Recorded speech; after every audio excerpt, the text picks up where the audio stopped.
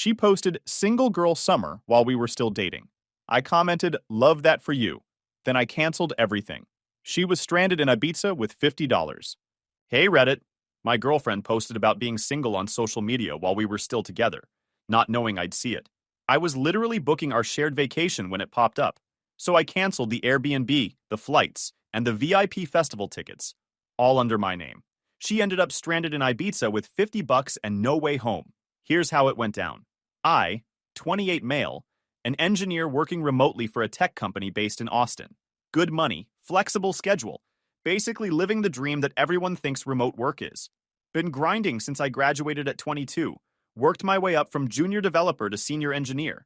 And now I'm pulling in about $140,000 a year while working from my apartment in Denver. My setup is pretty sweet. 2-bedroom apartment. One room is my actual bedroom. The other is my office with 3 monitors. Standing desk. The whole Tech Bro starter pack. I'm financially comfortable. Not rich. But I've got a solid emergency fund, maxed out retirement accounts, and enough left over to actually enjoy life. My dad taught me early that you build wealth by being smart with money, not flashy with it. The apartment complex I live in is one of those newer builds with a rooftop deck and a gym that I actually use. Monthly rent is $2,100, which I handle solo. Been living here for 3 years, got all my routines locked down, know all the good spots nearby. Life was simple, organized, exactly how I like it. I met Natasha, 26 female, about 18 months ago through mutual friends at a house party in Capitol Hill. She worked as an event coordinator for a marketing firm, always had something going on, always knew where the cool new restaurant or bar was opening. Opposite of me in a lot of ways, which I thought was good at the time. Balance, right? She was the kind of girl who could walk into any room and immediately become the center of attention. Not in an obnoxious way, just naturally magnetic. Great smile, always dressed like she was heading to a photo shoot, knew how to work a crowd. I'm more of the show up in a hoodie and observe from the corner type, so her energy was refreshing. First few months were solid. She'd drag me to events I'd normally skip. I'd introduce her to hiking trails and quiet coffee shops she didn't know existed. We balanced each other out. She'd stay over at my place most weekends. We'd cook together, watch movies, do the whole relationship thing. Nothing crazy, just comfortable. Around the 6-month mark, she basically moved in. Never official, never discussed, just gradually her stuff started accumulating in my apartment. Clothes in my closet, toiletries in my bathroom, her expensive hair products taking over my shower. I didn't mind at first. Felt like a natural progression. The thing is, we never actually combined finances or anything serious like that. I kept paying my rent, my bills, my everything. She'd occasionally Venmo me for groceries or throw in for takeout, but the split was probably 80 to 20 in my favor. I made more money, had more stability, so it felt fair enough. Plus, she was always planning these elaborate dates and experiences that I wouldn't have done on my own. So I figured it evened out. But there were signs I ignored. Natasha was obsessed with social media. Like, genuinely obsessed. Instagram, TikTok, Snapchat, constantly posting everything. Our dates weren't dates until she got the perfect photo. Our trips weren't real unless she documented every second. I'd be trying to enjoy a sunset, and she'd be filming herself pretending to enjoy the sunset. I'm not a social media guy. Got an Instagram account I use maybe once a month to post a hiking photo or something. Facebook is basically dead to me, except for keeping up with family. But Natasha?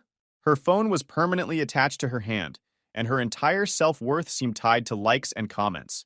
She had this thing where she'd post stuff, and then constantly refresh to see the engagement. I'd watch her face light up when a post hit a certain number of likes, or get actually upset if something didn't perform well. It was weird, but I chalked it up to her generation being more online than mine. I'm only 2 years older, but those 2 years matter apparently. Around the 1-year mark, I started noticing more red flags. She'd be texting constantly, phone always face down on the table. When I'd ask who she was talking to, it was always just work stuff or the girls are making plans. Fair enough, I'm not that guy who demands to see his girlfriend's phone. Trust is important. But the vibe shifted. She started going out more without me. Girls' nights became a twice-weekly thing. Weekend trips with friends I'd never met. I figured she needed her space, her own social life separate from me.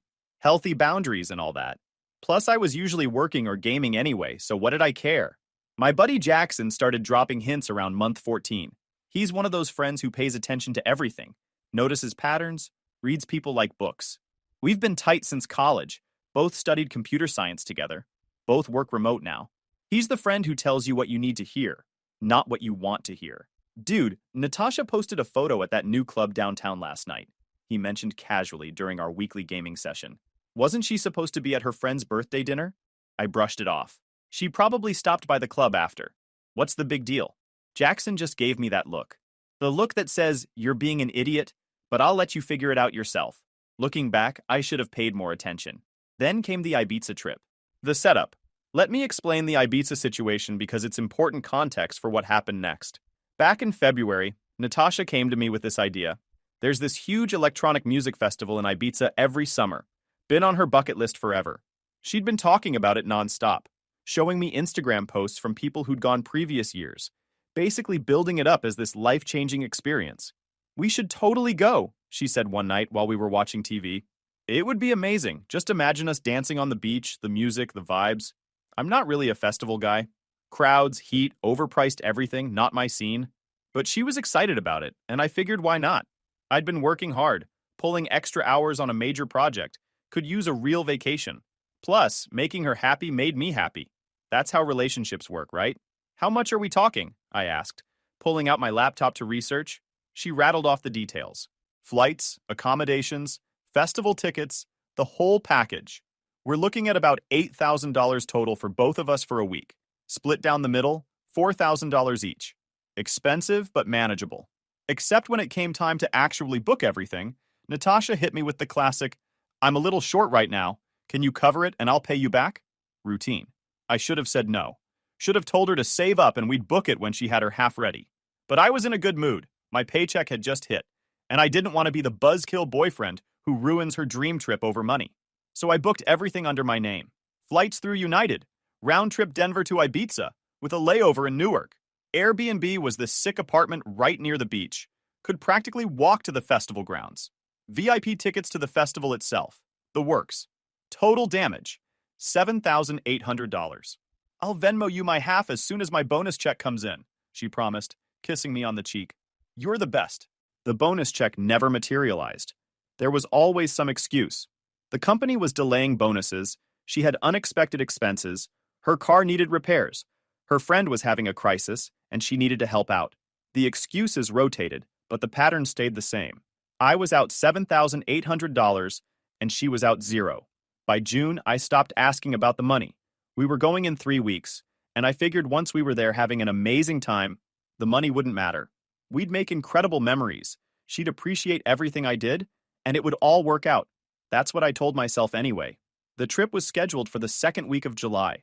I blocked out the whole week on my work calendar, made sure no major deadlines coincided, set up my out-of-office message.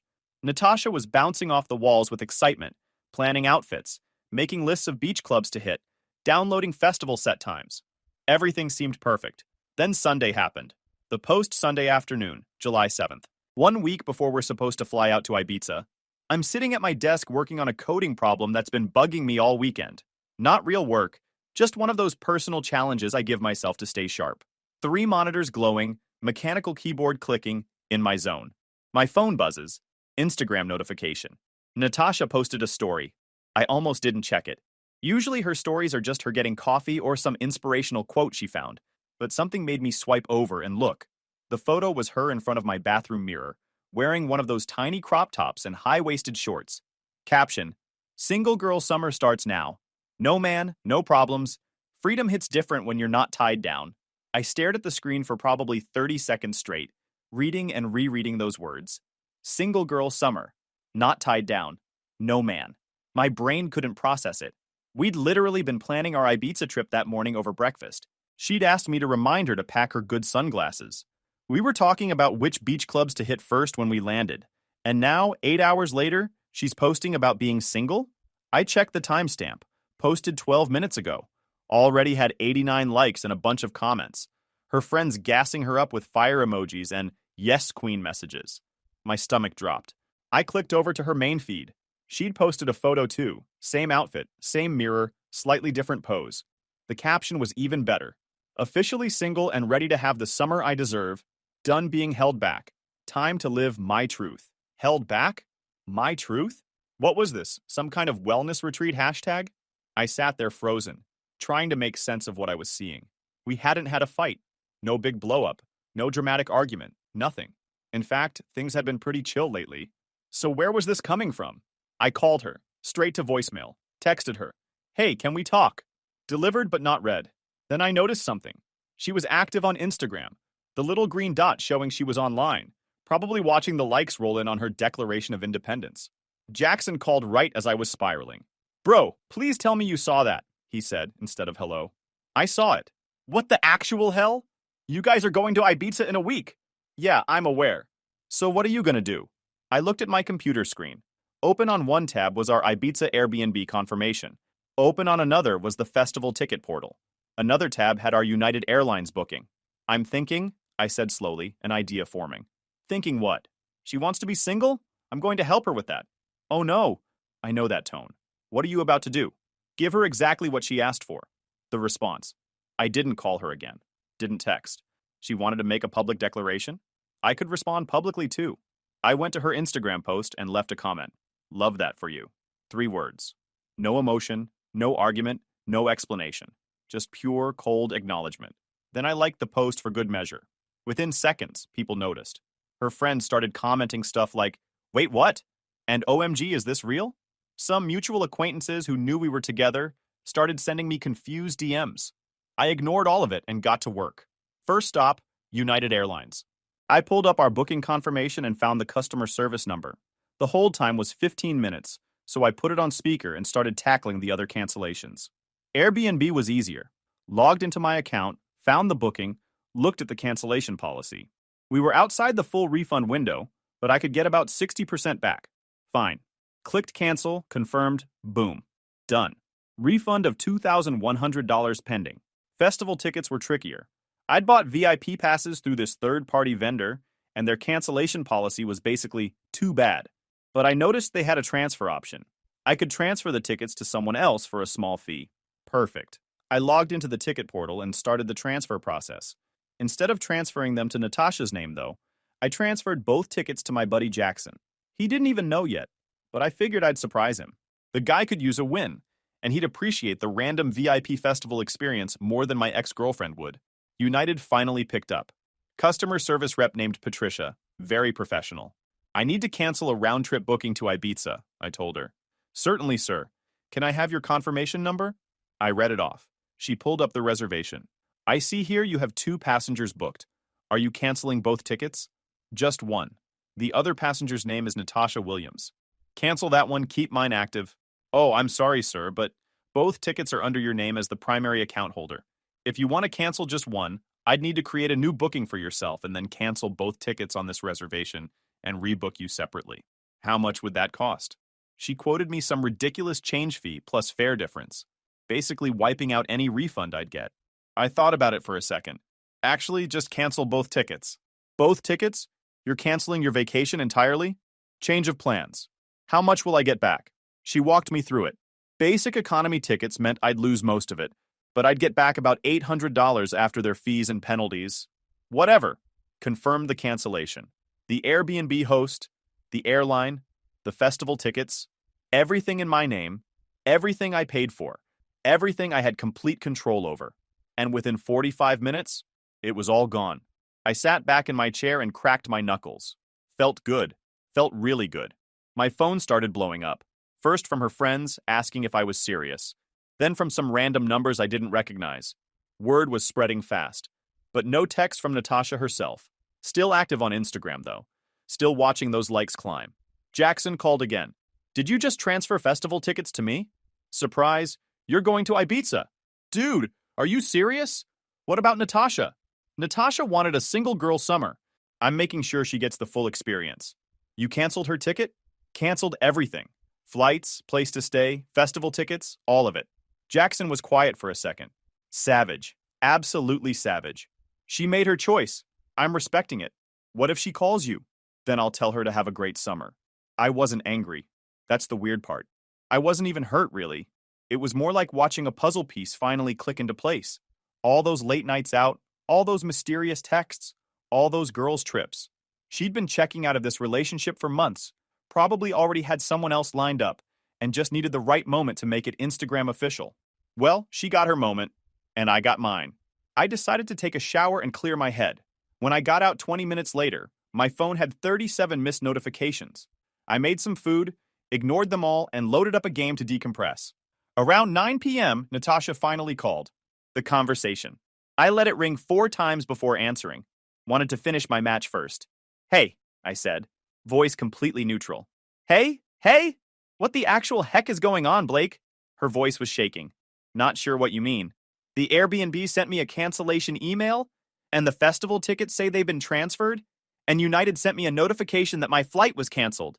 Yeah, I handled all that this afternoon." "You handled it? What do you mean you handled it?" "I canceled everything. Well, not everything. I kept my flight for a few days, then canceled it too. Got a partial refund."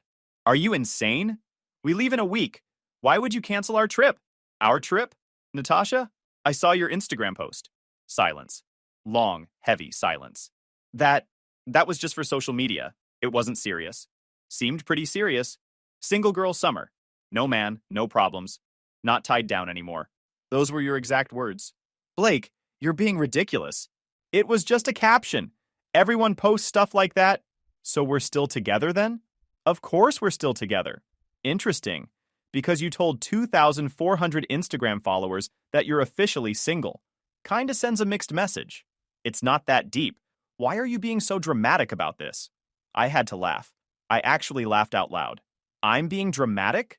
You publicly announced our breakup without telling me? And I'm the dramatic one? I was going to talk to you about it." "When? After we got back from the vacation I paid for entirely?" She went quiet again.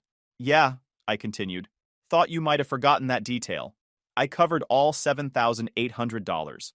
You said you'd pay me back. Never happened. I was going to pay you back eventually. With what money, Natasha? You can't even cover your half of groceries. But you can afford new clothes every week, daily lattes, girls' nights at expensive clubs. Your priorities were pretty clear. This isn't about money. You're right. It's about respect. And you decided to disrespect me and our relationship for Instagram engagement. So I'm respecting your decision. You wanted to be single? Congratulations. You are. Blake, please, I made a mistake. I wasn't thinking. Can we just talk about this like adults? We are talking. And I'm telling you that everything I booked is canceled. You want to go to Ibiza? Book your own trip. I can't afford it. Not my problem anymore. You're being cruel. I can't believe you're doing this to me. I didn't do anything to you, Natasha. I just stopped doing things for you. Big difference." She started crying. The kind of crying that's designed to make you feel guilty. Loud, dramatic sobs that probably looked great for whatever audience she was performing for. "Look, I'm sorry your post didn't go the way you expected. But you made your choice. I'm just making mine." "I hate you," she screamed, then hung up. I set my phone down and went back to my game. Max, my cat, jumped up on my lap and started purring. He always knew when I needed the company. "Just you and me now, buddy," I told him, scratching behind his ears. My phone kept buzzing. Natasha, her friends, random people I barely knew. I put it on silent and focused on the screen in front of me. The aftermath. Week 1. Monday morning, I woke up to a different kind of chaos. Natasha's best friend Kennedy, who I'd always found exhausting, had posted a long Instagram story about me. Didn't name me directly, but made it pretty obvious. Some men are so toxic and controlling that they'll sabotage a woman's happiness just because their ego gets bruised. If you have to cancel a whole vacation over a social media post, you were never secure in the relationship anyway. Red flags everywhere.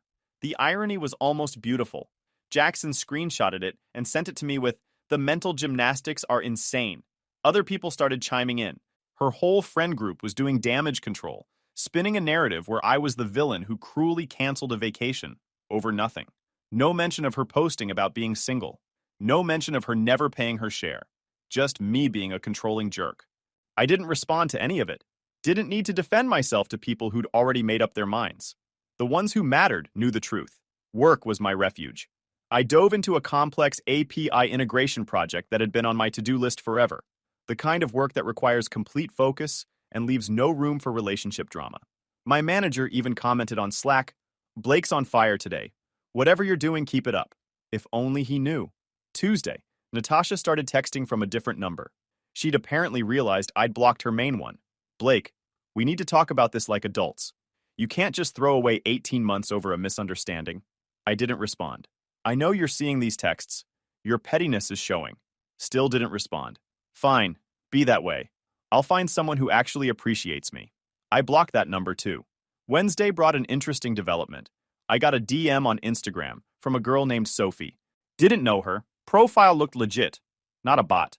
Hey, I don't know if anyone's told you this, but your girlfriend was at my friend's party last Friday making out with some guy. We didn't realize she had a boyfriend until we saw all the drama online. Thought you should know. She included a photo. Grainy club lighting, but definitely Natasha, with her tongue down some guy's throat. Timestamp, last Friday, 11:47 p.m. The same night she told me she was having a quiet night in with her girlfriends because she wasn't feeling well. I thanked Sophie for the heads up and saved the photo. Didn't even feel angry about it. At this point, it was just confirmation of what I already knew. Jackson came over Wednesday night with food and unnecessary commentary. Dude, her friends are ruthless on social media, he said, scrolling through his phone.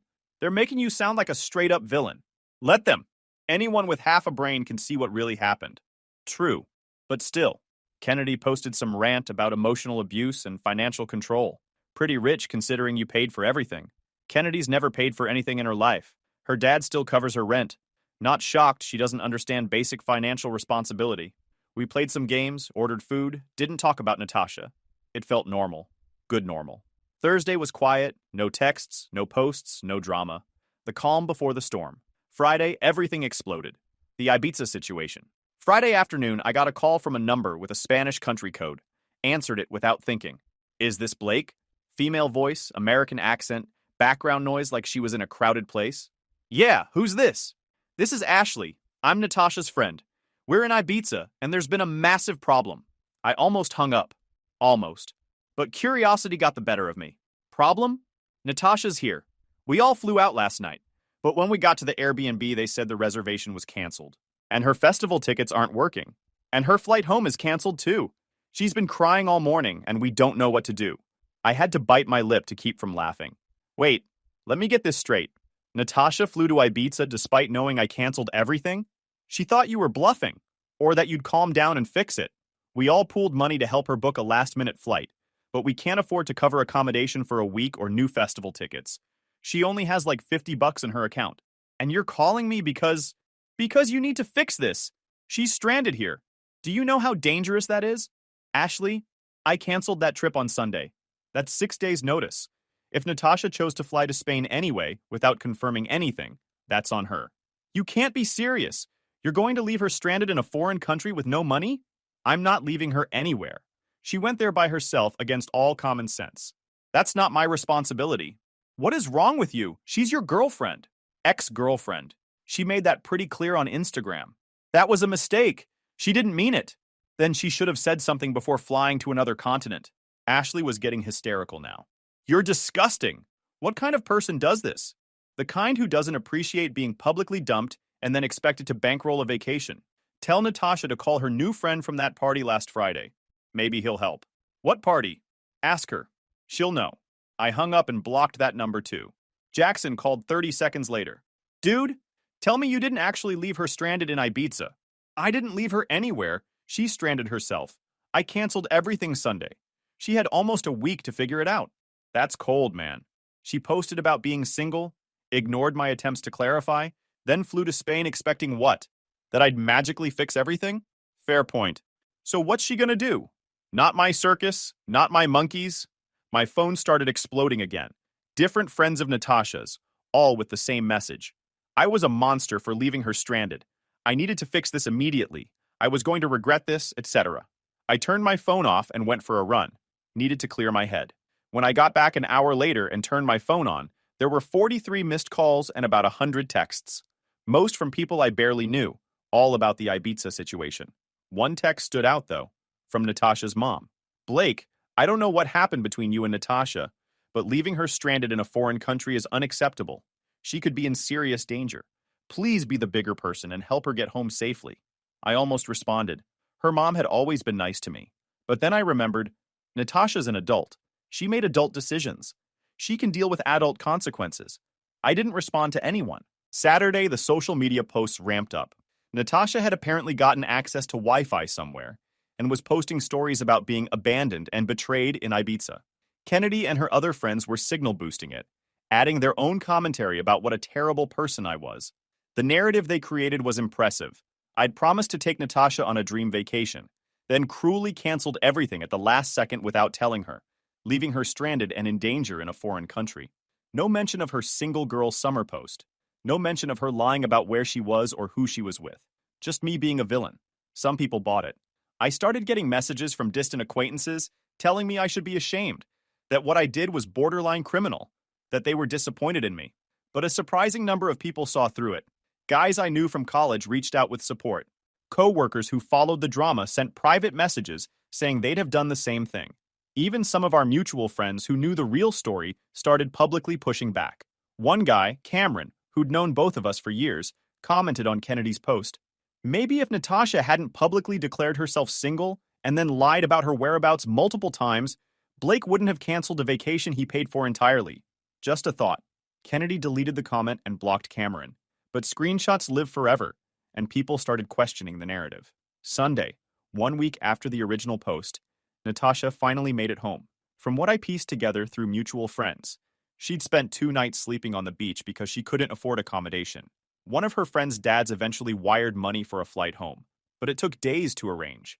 She'd missed the festival entirely, and she'd gotten a nasty sunburn from sleeping outside. Part of me felt bad, like genuinely bad.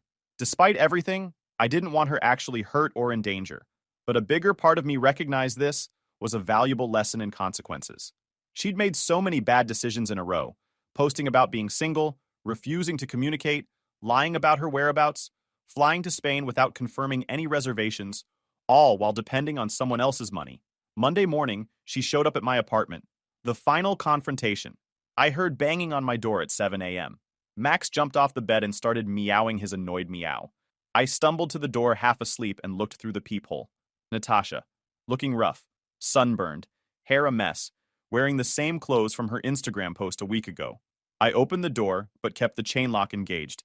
"We need to talk," she said. Her voice was hoarse. "There's nothing to talk about." "Blake, please. What you did was cruel and dangerous.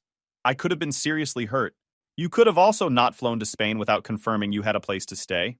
I thought you were bluffing. I didn't think you'd actually leave me stranded. I didn't leave you anywhere. You left our relationship. I just respected that decision. It wasn't a real breakup. It was just a stupid social media post."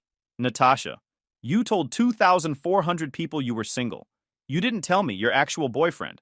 Then you lied about where you were, who you were with, and what you were doing. This wasn't about one post. This was about a pattern."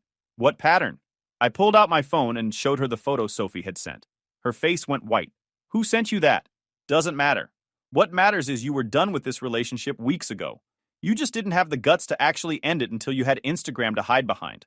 "Blake, I paid for everything. Our entire life together, I covered it. Rent, food, trips, entertainment. You contributed maybe 20%. And then you had the nerve to publicly dump me while expecting me to keep funding your lifestyle. I was going to pay you back. With what money? You're broke, Natasha. Always have been. Because you spend every dollar on maintaining an Instagram aesthetic instead of building actual financial stability." She started crying. Real tears this time. Not the performative kind. "I'm sorry, I messed up. I was confused and scared about the relationship getting serious, and I handled it badly. You handled it the only way you know how. Publicly, dramatically, with no regard for anyone else. Can we just start over? Forget all this happened?" I almost laughed. "No, I'm done. You wanted to be single. You are. Enjoy your single girl summer. But summer's almost over. Then I guess you wasted it." I closed the door.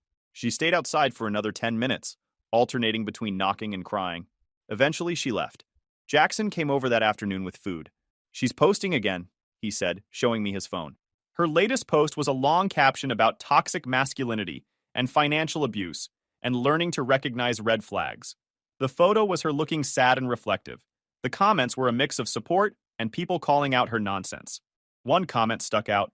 "Girl, you posted about being single, cheated on him, then flew to another country expecting him to pay for everything. He dodged the bullet." It had 300 likes. 3 months later, the fallout kept getting better. 2 weeks after the door incident, I got a call from my landlord.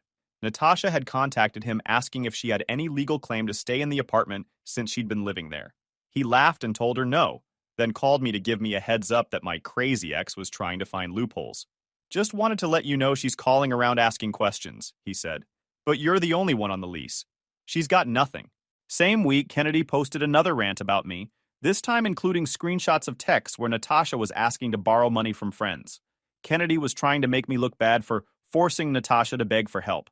But the screenshots showed Natasha asking for $3,000 to get back on her feet, and most people were commenting stuff like, "Why doesn't she just get a job?" Jackson called me dying laughing. Dude, Kennedy's campaign is backfiring. Everyone's asking why a 26-year-old needs to crowdfund her life. Then Ashley weighed in with her own post, complete with photos from Ibiza of Natasha sleeping on the beach. This is what happens when men decide to be vindictive instead of compassionate. She could have been seriously hurt.